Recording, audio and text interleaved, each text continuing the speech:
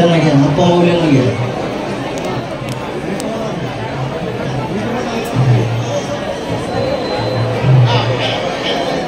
बसू दे ना, बसू बस.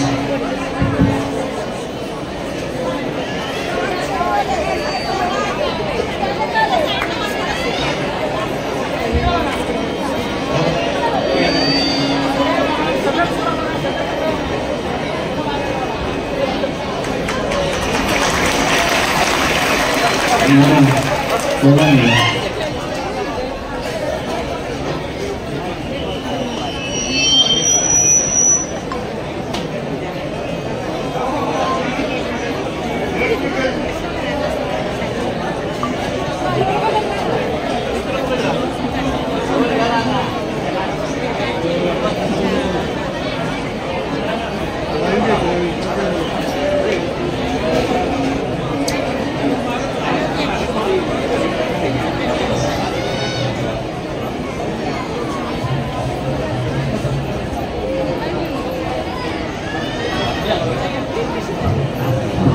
विश्व चैतन्य परमपूज्य सद्गुरू नारायण दत्त अण्णा महाराज यांना विनम्र अभिवादन करून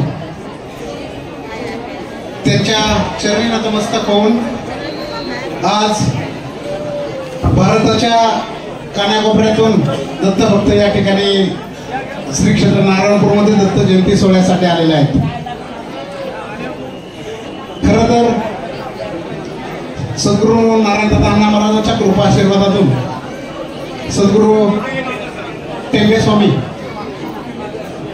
यांच्या आधिपत्याखाली सन्माननीय भरतनाना क्षीरसागर यांच्या मार्गदर्शनातून आणि अनुभवातून आजचा हा दत्त जयंतीचा सोहळा आपण या ठिकाणी संपन्न करत असताना याची देही याची डोळा हा सुखाचा सोहळा आपण सर्वांनी हृदयाच्या अंतःकरणामध्ये साठवून घ्यायचा आहे. कोणी गडबड करायची नाही, शांतता पाळायची. अनेक भाविक भक्तगण बाहेर उभे आहेत. आपण खूप भाग्यवान आहोत. अनंत जन्माची पुण्य आहे की आपल्याला बसायला जागा मिळाली. सद्गुरू टेंबे स्वामींच्या समोर आपण आहोत. पण याचा अर्थ असा नाही की आपण गडबड करायची. आपण शांतता पाळली तर सद्गुरूंचे शब्द आपल्याला प्रेरणा देणार आहेत, आपल्याला ऊर्जा देणार आहेत. खरं तर सर्वजण असे म्हणत होते की आताची दत्त जयंती कशी साजरी होणार. अनेक जण प्रश्न सुद्धा विचारत होते. तुम्हा सर्वांना सांगतो, श्री क्षेत्र नारायणपूर दत्त सहकारी मंडळाच्या वतीने या ठिकाणी आपणाला सांगायला आवडेल की सद्गुरू अण्णा महाराज देहाने जरी गेले असले तरी ते आपल्यामध्ये आहेत. सद्गुरू अण्णा महाराज आपल्यामध्ये आहेत. ती एक ऊर्जा आहे, ती एक प्रेरणा आहे, एक विचार आहेत, एक आशीर्वाद आहेत जे आपल्याला मिळालेले आहेत. फक्त डोळे झाका, एक सेकंद सर्वांनी डोळे झाका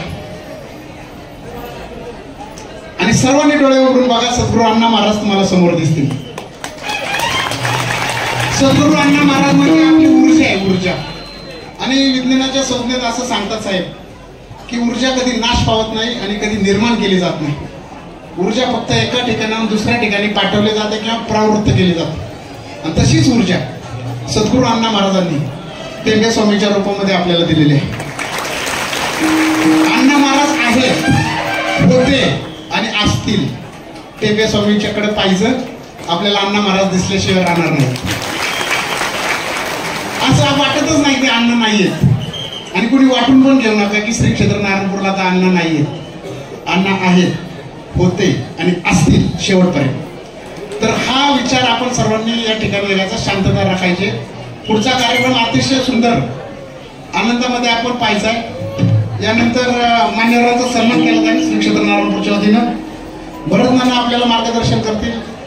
टेंबे स्वामी आपल्याला आशीर्वाद देतील.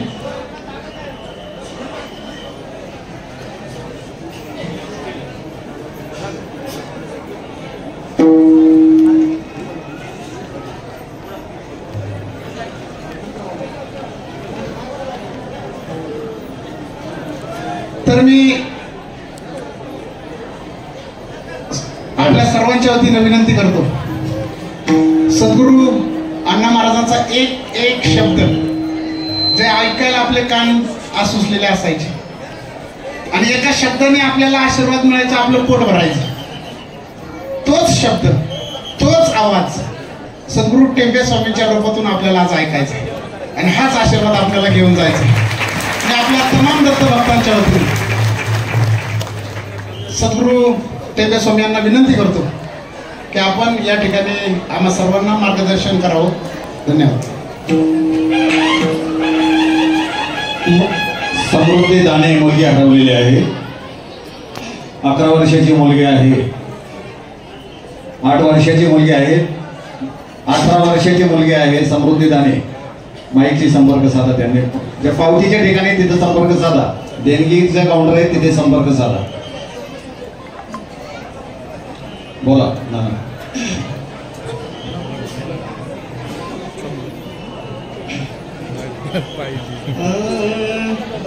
दिगंबरा दिगंबरा श्रीपाद वल्लभ दिगंबरा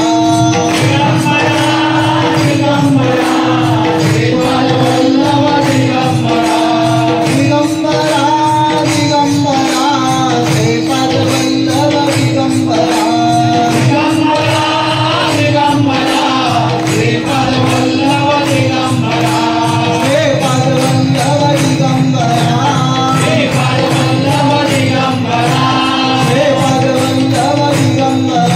दिगंबरा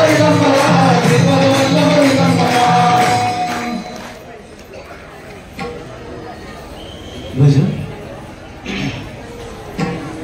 आनंदचं भजन घेऊया. नारायण नारायण श्री गुरु नारायण नारायण नारायण नारायण श्री गुरु नारायण नारायण नारायण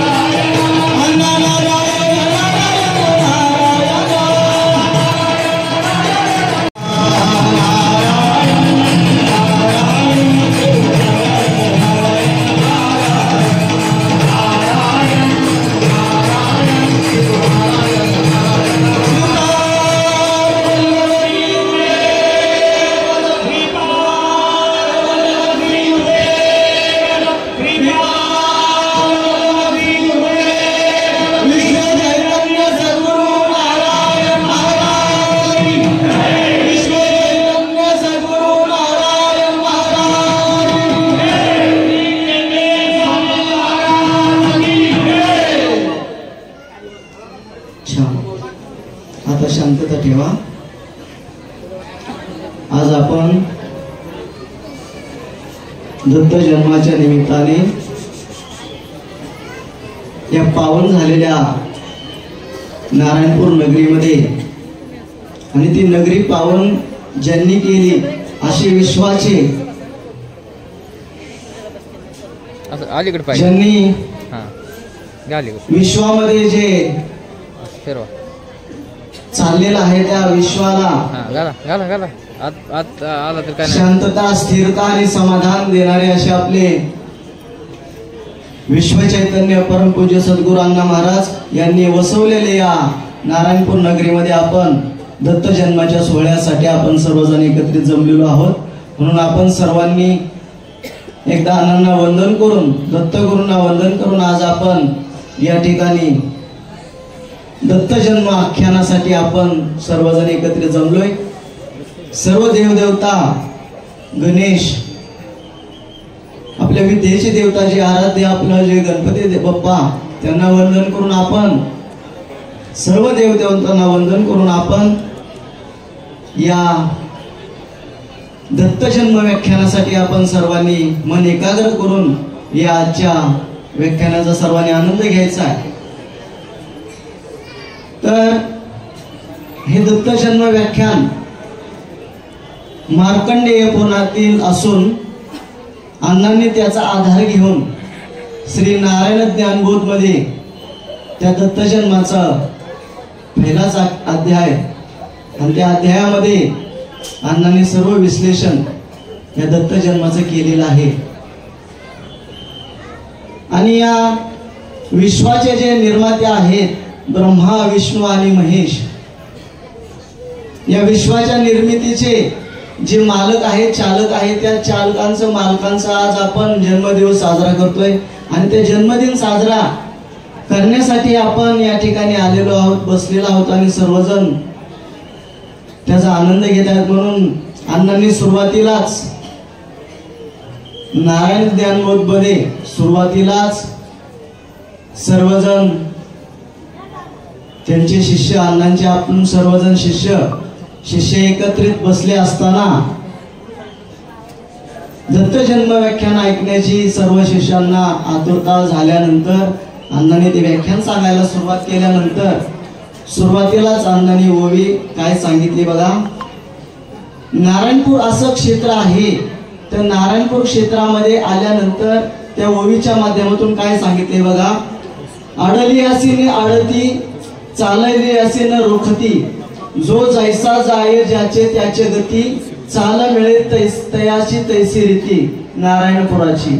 बघा काय सांगितलंय अण्णांनी. आडली असीने आडती आडविती, चालली असीन रोखती, जो जैसा जाय ज्याचे त्याचे गती, तैसेची चाल मिळे तयासी, ऐसी रीती असे नारायणपुराची. बघा अण्णांनी काय सांगितलंय. नारायणपूरला जो येतो तो त्याच्या भाग्याने येत असतो आणि जातो सुद्धा त्याच्या भाग्याने जात असतो. म्हणून नारायणपूर असं अण्णांनी क्षेत्र निर्माण केलेलं आहे की या क्षेत्रामध्ये यायचं आपल्या हातामध्ये आहे आणि जायचं मात्र त्या दत्त महाराजांच्या हातामध्ये. मग कुणाला ठेवायचं आणि कुणाला पाठवायचं हे दत्त महाराजांच्या अण्णांच्या हातामध्ये आहे. म्हणून या सगळ्या गोष्टी आपण समजून घ्यायचे की आपण या ठिकाणी आलोय म्हटल्यानंतर हे दत्त महाराजांचं, अण्णांचंच म्हणणं आहे की आपण या ठिकाणी नारायणपूरला येऊन या भक्तीच्या वातावरणामध्ये समरस होऊन या दत्त जन्म व्याख्यानाचा सर्वांनी आनंद घ्यायचा आहे असं दत्त महाराजांची जी इच्छा आहे. म्हणून आपण सर्वजण या ठिकाणी सर्व हाल यातना अपेक्षा करून सहन करून आपण या ठिकाणी बसलोय आणि या दत्त जन्म व्याख्यानाचा आनंद घेण्यासाठी आपण सर्वजण आतुर झालेलो आहे. तरी मला सांगायचं भाग आहे की पूर्वीच्या काळामध्ये मार्कंडेय पुराणामध्ये सांगितलं की पूर्वीच्या काळामध्ये एका गावामध्ये कौशिक नावाचा एक ब्राह्मण कुटुंबामध्ये जन्माला आला. लहानपणापासूनच जन्मताच तो व्याधीने ग्रस्त अशा पद्धतीने त्याचा जन्म झाला आणि त्या जन्माच्या अवस्थेमध्येच तो त्याचं काही पूर्वसुकृत जे पाप कर्म केले असं त्यामुळे त्याला या माणसाच्या जन्माला जो जन्म झाला तो जन्मताच तो व्याधीग्रस्त झाला आणि तो व्याधीग्रस्त होऊन जन्माला आला. पण त्याचं काही पूर्वसुकृत आणि पूर्वसंचित ज्याप्रमाणे असतं त्याप्रमाणे कालांतराने तो हळूहळू मोठा होऊ लागला आणि मोठा झाल्यानंतर काही काळासाठी त्याचा जो कुष्ठरोग होता तो काही काळासाठी बरा झाला. आणि कुष्ठरोग बरा झाल्यानंतर घरच्या आई वडिलांनी त्यांच्या विचार केला की आता मुलाचा कुष्ठरोग बरा झालाय म्हणून त्याला योग्य वेळी योग्य वधू पाहून त्याचा आपण शुभ मुहूर्त पाहून त्याचा विवाह करावा असं त्यांच्या घरच्या आई वडिलांनी त्यांचं ठरवलं. आणि योग्य शुभ मुहूर्त पाहून शांडिल्य नावाची जी पतिव्रता होती त्या शांडिल्या बरोबर या कौशिक ब्राह्मणांचं शुभविवाह त्याच्या घरच्यांनी लावून दिला. आणि शुभविवाह लावून दिल्यानंतर सर्व आनंदाचा आनंद चालू होता. आनंदाचा आनंद चालू असताना सर्व काही चालू असताना कालांतराने याचा कुष्ठरोग पुन्हा बळावला. या कौशिक ब्राह्मणांचा कुष्ठरोग बळावला. आणि कुष्ठरोग बळावल्यानंतर याला पुन्हा व्याधी सुरू झाल्या. अंगातून पू वाहू लागला, रक्त मांस या सगळ्या गोष्टी अशा अवस्थेमध्ये तो जर्जर होऊन त्याच्या सगळ्या हाल अपेष्टा त्याला सहन करावं लागल्या. आणि शेवटी जी पतिव्रत आहे शांडिल्या, त्या शांडिल्या मातेने आता तिचा पतिव्रता धर्म स्वीकारण्यासाठी काय होतंय रे तिकडं, शांतता ठेवा. तुम्ही खाली बसा, टेबलवरून तुम्ही खाली बसा. तर त्या शांडिल्याने पतिव्रता धर्म पाळण्यासाठी ती पतीची सेवा करू लागली. आणि सेवा करत असताना ती रोज सकाळी उठून त्यांना प्रातःविधी करून त्यांना स्नान घालायची. स्नान घातल्यानंतर सगळं स्नानाच्या आधी ते रक्त वगैरे जे सगळं आलेलं असेल ते पुसून घेऊन त्यांना स्नान घालू लागले. स्नान घातल्यानंतर हे सगळ्या रोजचा नित्यक्रम चालू असताना कालांतराने थोडासा वेळ गेल्यानंतर एके दिवशी कौशिक ब्राह्मणाला त्या मातेने स्नान घातलं. आणि स्नान घालून घराच्या ओसरीमध्ये त्यांना बसवलं. आणि ते त्यांच्या कामासाठी त्यांच्या घरकामासाठी ते निघून गेले. आणि हे कौशिक ब्राह्मण उन्हाला सकाळच्या कोवळ्या उन्हाला बसले होते. आणि बसल्यानंतर रस्त्यालाच घर होतं, राजमार्ग होता, रस्त्यालाच घर चाललं असताना त्या रस्त्यावरून एक वेश्या त्या ठिकाणी पुढे चालत होती. आणि त्या वेश्येला पाहून या कौशिक ब्राह्मणांच्या मनामध्ये काम उत्पन्न झाला. आणि तो काम उत्पन्न झाल्याबरोबर त्याला दुसरं काही सुचेना. दिवसभर तो त्या वेश्येचं सगळं रूप सौंदर्य पाहून तो मनामध्ये त्याच वेश्येचा विचार करू लागला. आणि दिवसभर तोच विचार करत असताना रात्रीच्या समयी त्या कौशिक ब्राह्मणाचा चेहरा पडलेला पाहून त्या पतिव्रतेने त्याला विचारलं, काय झालं स्वामी, दिवसभर तुम्ही नाराज आहात? तर त्याने त्याच्या मनातलं त्या पतिव्रतेला बोलून दाखवलं की सकाळी मी बाहेर बसलो असताना एक वेश्या पाहिली. आणि त्या वेश्या पाहून माझ्या मनामध्ये काम निर्माण झालेलं आहे. आणि मला त्या ठिकाणी तो घेऊन चल. असं बोलल्यानंतर कुठल्या पतिव्रते स्त्रीला आवडेल की आपला पती आपल्याला सोडून परस्त्रीकडे न्यायला सांगेल, नेण्याची इच्छा करतोय, असं कुठल्या पतिव्रतेला आवडेल? म्हणून या सगळ्या गोष्टी ज्या वेळेस त्याने बोलल्यानंतर ही पतिव्रता जी शांडिल्य होती ती एकदम घाबरून गेली की आता काय करायचं. त्या सगळ्या गोष्टी तिच्या अंतःकरणाला खूप वेदना देणारे होते की बाबा आपण या सगळ्या गोष्टी एवढ्या हाल अपेक्षा सहन करून आपण पतीची सेवा करतोय आणि पतीची सेवा केल्यामुळे जर आपल्याला अशा पद्धतीचं जर ऐकायला लागत असेल तर आपण पतिव्रता धर्म कशा पद्धतीने पाळायचा. तरीही तिने मनावर दगड ठेवून विचार केला की बाबा पतीचा आपल्याला ऐकावं लागेल. पतिव्रता जर आपण पतीचं ऐकलं नाही तर पतिव्रता धर्म आपण सांभाळू शकणार नाही. अशा पद्धतीने तिचे मनामध्ये ठरवल्यानंतर तिने विचार केला आणि थोडेसे पैसे जवळ घेतले आणि रात्रीचा प्रहर पाहून तिने जाण्यासाठी तयारी केली. आणि ती जाण्यासाठी तयारी केल्यानंतर एक पाटी घेतली आणि पाटीमध्ये तिला त्या कौशिक ब्राह्मणाला तिने ठेवला आणि ती पाटी डोक्यावर घेऊन ती चालू लागली. रात्रीचा प्रसंग होता, अमावस्याची रात्र होती, काळोख होता, सर्वत्र अंधार पसरलेला होता आणि पाऊस पडत होता. अशा अवस्थेमध्ये ती कौशिक शांडिल्य माता त्या कौशिक ब्राह्मणाला घेऊन त्या वेश्येच्या घराकडे निघाली. आणि ते वेश्येच्या घराकडे जात असताना मार्गामध्ये चालत चालत असताना विजांचा कडकडाट आणि त्या विजाच्या कडकडांमध्येच त्या विजेच्या लाईट मध्येच ती रस्ता पाहत पाहत त्या वेश्येच्या घराकडे चालली होती. आणि चालत असताना गावामध्ये चोरीच्या आळाने कुणाला सोळावर दिलं होतं. काहीही अपराध नसताना एका ऋषीला सोळावर दिलं होतं. ते ऋषी कोण? हा बरोबर, सगळ्यांचे पाठ आहे का बघत होतो. दरवर्षी अण्णा सांगायचे गेले आपण 40 वर्ष झालं अण्णांच्या मुखातून हे आपण ऐकतोय म्हणून प्रत्येकाचं पाठ झालेला आहे नाही का. तर कोणते ऋषी? हा, तर मांडवी ऋषी जे आहेत तर त्या मांडवी ऋषींना चोर समजून त्या गावातल्या लोकांनी चोर म्हणून त्यांना पकडला आणि चोराच्या आरोपामध्ये त्यांना सुळावर दिलं. सुळावर देणे हा पूर्वीचा भाग होता. सुळावर देणे म्हणजे आपण उभा जो गज असतो जमिनीत रोवतात आणि त्याला आपला माणूस असेल उभा तो त्याच्यामध्ये रोवतात.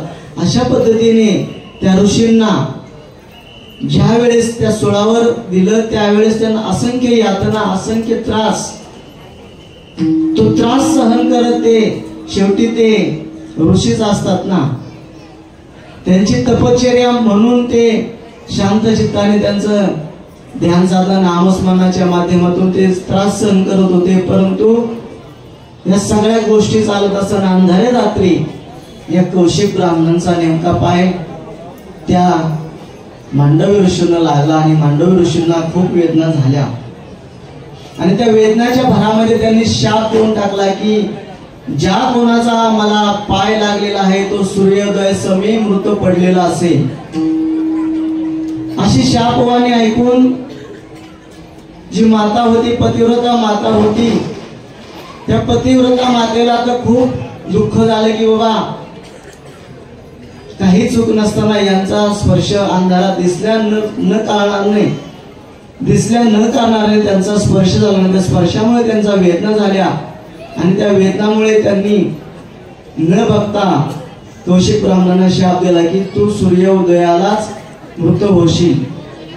अशा अवस्थेमध्ये शांडिल्य माता त्या मांडवी ऋषीने सांगितलं की आम्हाला दिसला नाहीत आपण आणि आमच्याकडून चुकून झालं तरी आम्हाला क्षमा असावी.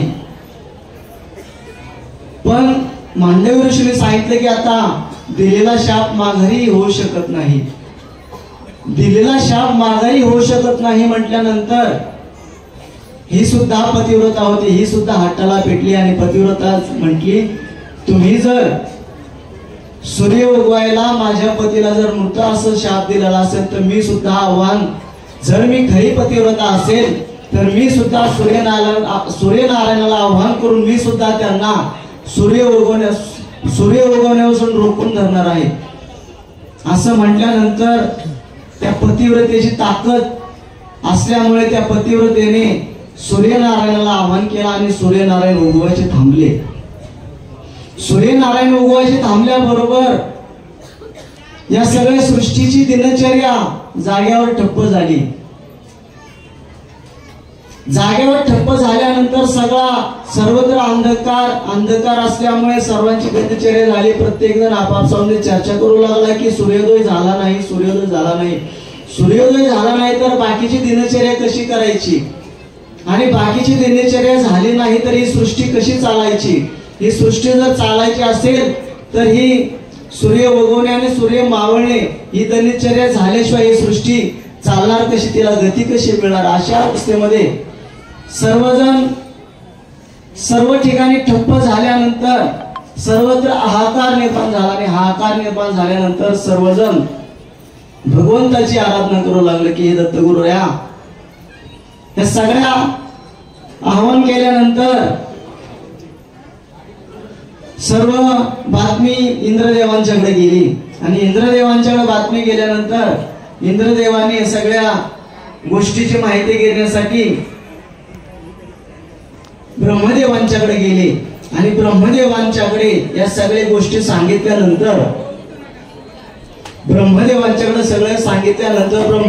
एकच सांगितलं की याच्यापासून ही पतिव्रतेचं आव्हान आहे आणि या पतिव्रतेच्या आव्हानाला पतिव्रताच त्यातून मार्ग काढू शकते असं ब्रह्मदेवाने सांगितल्यानंतर त्यातून दुसरं कोणी मार्ग काढणार नाही. पतिव्रतेचा भाग आहे. पतिव्रतेचा भाग जर असेल तर ते पतिव्रताच त्यातून मार्ग काढू शकते. अशा पद्धतीने त्या ब्रह्मदेवांनी या इंद्रदेवाला सांगितलं. आणि सर्वजण ब्रह्मदेवाने सांगितलं की आमचे जे पुत्र आहेत अत्रि ऋषी, त्यांची भार्या अनुसया. ब्रह्मदेवाने सांगितलं की आमचे पुत्र जे आहेत अत्रि ऋषी, त्यांची भार्या अनुसया यातूनच तुम्हाला मार्ग काढू शकते, अन्यथा दुसरं कोणीही मार्ग यातून काढू शकत नाही. अशा पद्धतीने ब्रह्मदेवांनी सर्व देवदेवतांना सांगितल्यानंतर सर्व देवदेवांची स्वारी अत्रि ऋषींच्या आश्रमाकडे वळाली. अत्रि ऋषींच्या आश्रमाकडे वळाल्यानंतर त्या अत्रि ऋषींच्या आश्रमाचं काय वर्णन करावं. एक तपोवृत्ती आणि एक पतिव्रता जी स्त्री असते त्या स्त्रीचं चैतन्य कशा पद्धतीने असतं त्यामध्ये अण्णांनी वर्णन केले. ज्ञानबोध मध्ये वर्णन केले की जी पतिव्रता स्त्री असते ते पतिव्रतेच्या स्त्रीचं तेज जे आहे हे तेज इतकं भयानक असतं की स्वतः सूर्य सुद्धा त्यांच्या पुढे फिका पडत असतो. इतक्या पतिव्रतेचं तेज असतं. सूर्य सुद्धा मंद होऊन त्यांच्या पुढे सावली देण्यासाठी त्या पतिव्रतेला त्रास होऊ नये म्हणून ते सूर्य सुद्धा शांत चित्ताने त्यांना शीतल छाया देत असतो. वारा सुद्धा त्यांच्या पुढे जास्त वेगाने न धावता मंद गतीने या सगळ्या गोष्टी चालत असते. इतकी पतिव्रतेची ताकद असते. म्हणून त्या अनुसया मातेची इतकी ताकद होती की त्यांच्या आश्रमामध्ये एक आनंदाचा आनंद, जे जन्मापासून वैर असतं असे वैरी सुद्धा त्या ठिकाणी एकत्रित राहून गुण्यागोविंदाने नांदत होते असा तो आश्रम. आणि त्या आश्रमामध्ये अनुसया माता आणि अत्रि ऋषी आपलं रोजची दिनचर्या चालत असताना अत्रि ऋषी ध्यानासाठी गेले असताना अनुसया माता एकटाच आश्रमामध्ये होत्या. आणि या सर्व देवगण त्या अनुसया मातेच्या दर्शनासाठी गेल्या. आणि अनुसया मातेने येण्याचं सर्व प्रयोजन विचारलं. अनुसया मातेने सर्व देवतांना येण्याचं प्रयोजन विचारलं की आज आपण या ठिकाणी कसं काय आलात, आज आपण या ठिकाणी कसे काय आला. तर त्यावर सर्व देवदेवता सांगितलं की आम्ही सर्वजण संकटात सापडलेलो आहोत. सर्व सृष्टी संकटात सापडलेली आहे आणि त्या संकटातून आम्हाला आपणच या ठिकाणून बाहेर काढू शकता.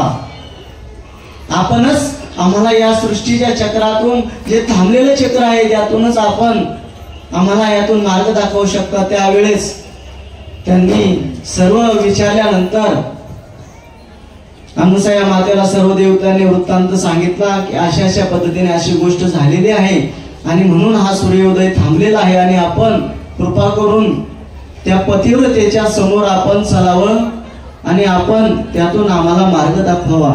अशा पद्धतीने पतिव्रतेने या सगळ्या गोष्टी समजून घेते. आणि अनुसया माता ज्या आहेत त्या देवतांच्या सोबत ज्या ठिकाणी जी घटना घडली होती त्या शांडिल्य मात्याजवळ आणि कौशिक ब्राह्मणाजवळ आल्या आणि त्यांनी सर्व हकीकत समजून घेतल्यानंतर अनुसया मातेने सांगितलं की तू काही काळजी करू नकोस, तू सूर्य उगवायला आवाहन कर आणि सूर्य उगवल्यानंतर जर तुझा पती मृत झाला तरी मी माझ्या पतिव्रतेच्या ताकदीवर त्याला पुन्हा जिवंत करीन, म्हणून तू काही काळजी करू नकोस. मी सुद्धा एक पतिव्रता आहे, मी सुद्धा पतिव्रतेचा धर्म त्याच ताकदीने पाळते, त्यामुळे तू काही काळजी करू नकोस. पतिव्रता धर्माचं मी सुद्धा पालन करते, त्यामुळे तू सूर्यनारायणाला आवाहन करा. तर काय करा, फुलं प्रत्येकाला जवळ दिलेली आहेत. आपल्या जे गुरुबंध आहेत त्यांनी फुलं गडबड गोंधळ न करता शांततेत फक्त फुलं वाटायची, जागेवरच बसूनच फुलं वाटायचे. तर त्या अनुसया मातेने त्या शांडिल्य मातेला सांगितलं की आपण काही काळजी करू नका, आपण फक्त सूर्यनारायणाला आवाहन करा आणि सूर्यनारायणाला आवाहन करून आपण या सृष्टीचं जे चक्र आहे ते सुरू करण्यासाठी आपण त्या सूर्यनारायणाला आज्ञा द्या. असं म्हटल्यानंतर शांतता ठेवा. असं म्हटल्यानंतर अनुसया मातेने सूर्यनारायणाला आवाहन केलं, गायत्री मंत्राचा जप केला. ओम भूर्भुवः स्वः तत्सवितुर्वरेण्यं भर्गो देवस्य धीमहि धियो यो नः प्रचोदयात्. ओम आपो ज्योतिर्समृतः ब्रह्म भूर्भुवः स्वः.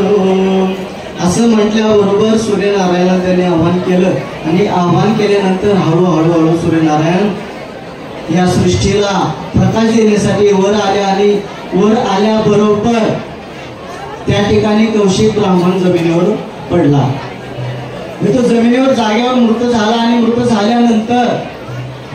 मृत झाल्यानंतर जी कौशिकाची जी भार्या होती ती शांडिल्य माता, तिला दुःख अनावर झालं आणि ती जागेवरच रडू लागली. आणि रडल्यानंतर अनुसया मातेने सांगितलं की घाबरू नकोस, मी तुझ्या पतीला व्याधीरहित जिवंत करते.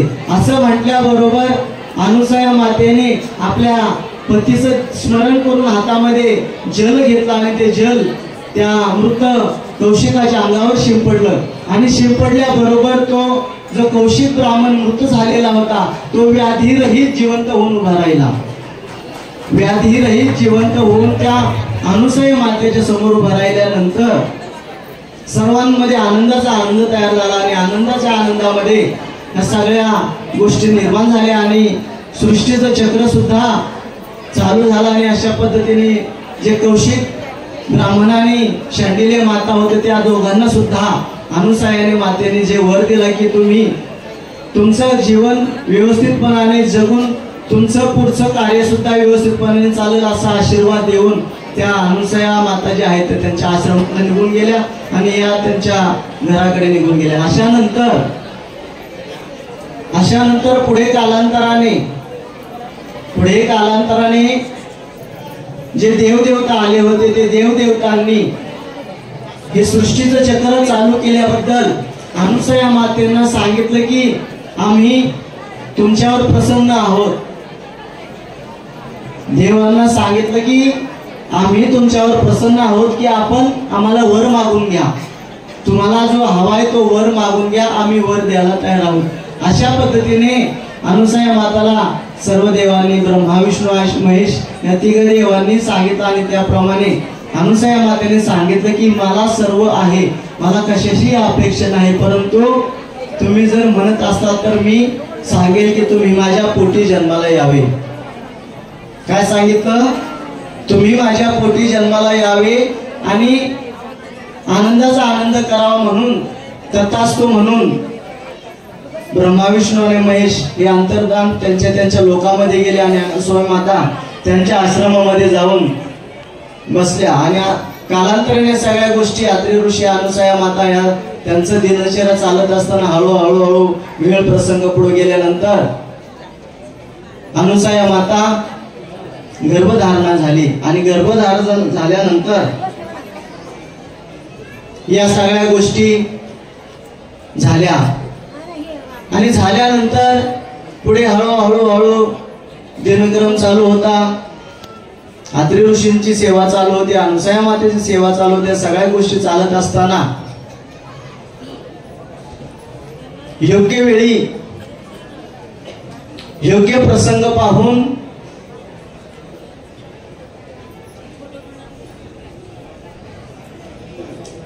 पहिला जो जन्म घेतला तो सोमदत्तांनी. सोम म्हणजे चंद्र म्हणजे कोण? ब्रह्मदेव. ब्रह्मदेव अनुसया मातेच्या पोटी जन्माला आले. नंतर विष्णू आणि नंतर महेश. सोम आणि विष्णू आणि दुर्वास अशा तिघांनी मिळून या अनुसया मातेच्या पोटी जन्म घेतला आणि जन्म घेतल्यानंतर पुढे पुढे पुढे ती लहान बालक म्हणजे कोण? ब्रह्मा विष्णू आणि महेश. हे बालक अनुसया मातेच्या पोटी जन्माला आल्यानंतर एक आनंदाचा आनंद या सृष्टीमध्ये तयार झाला आणि आनंदाच्या आनंदामध्ये ह्या सृष्टीला जो आनंदाचा आनंद तयार झाला तोच म्हणजे हा आजचा दत्त जन्माचा काळ म्हणून श्रीपाद वल्लभ श्री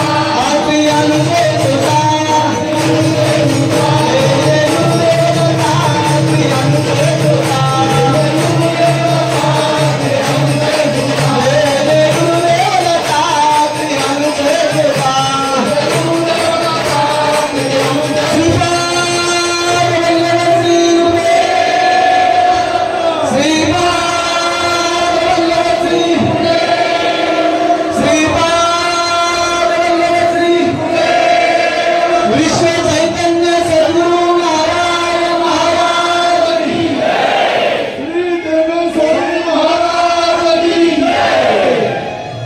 अशा पद्धतीने दत्त महाराजांचा जन्म झालेला आहे आणि जन्म झाल्यानंतर पुढचं कार्य नाना आणि तात्या करतील.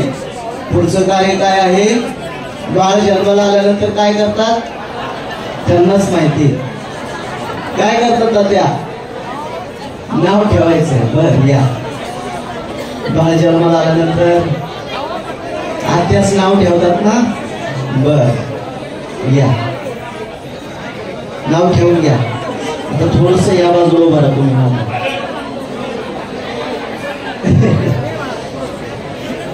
थोडस पलीकडे असं घ्या घ्या. मोठं नशीब आहे इतक्या पुढे यायला.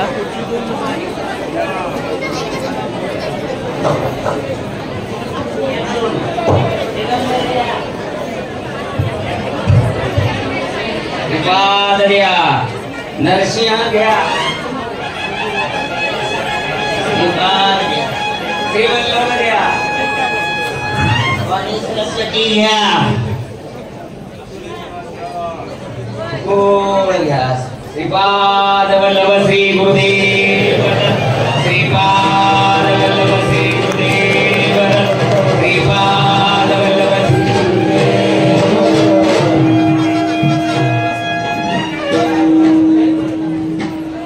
आता नाव ठेवायला कोण करावं लागतं ना. तर पहिली सरकारी मावळण पाहिजे ना. पहिली सरकारी मावळण पाहिजे. नाही सरकारी मावळण पहिली. नाही मॅडम नंतर. तर द्या मग काय करायचं. या आदेश तुम्ही सोडा. सरकारी मावळण पाहिजे आपल्याला. तर कसं आवड करायचं आम्ही असं चला म्हणा. करू म्हणा.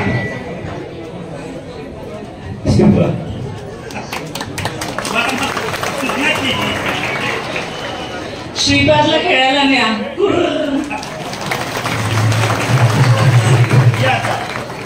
आलं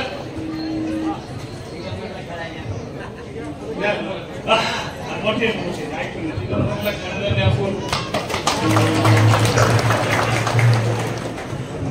या बापू या.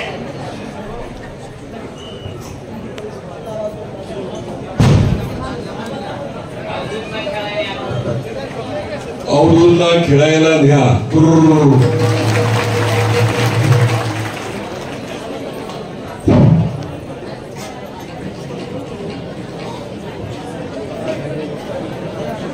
इकडे आला.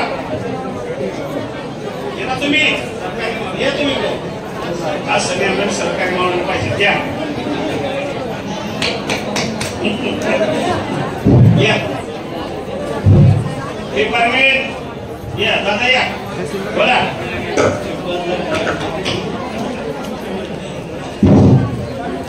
या.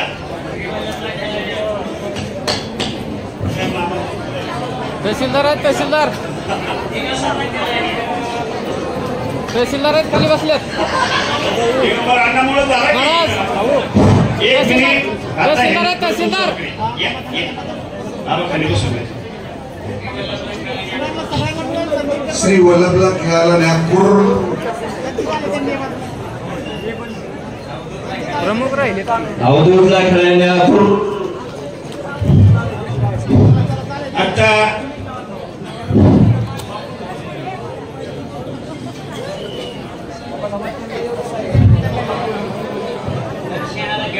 नरसिंहाला खेळायला बोलू नका.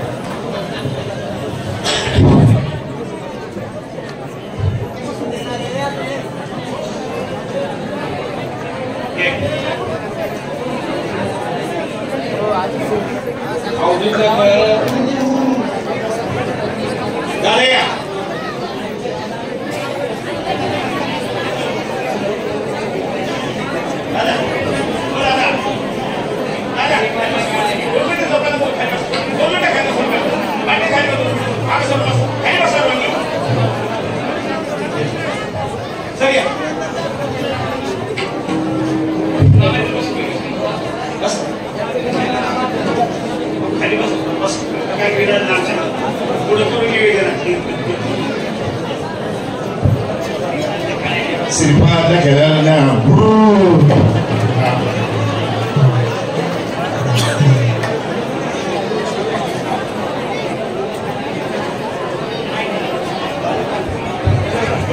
दिगंबरला खेळायला नाही आकूर.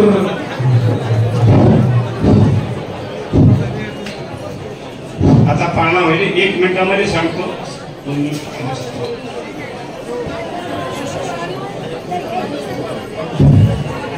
आता जसे म्हणून तू सांगितलं दिगंबर मोरा साहेब आहे तुम्हाला सांगायचं अण्णावाड्यांची ख्याती 1 मिनिटामध्ये सांगतो.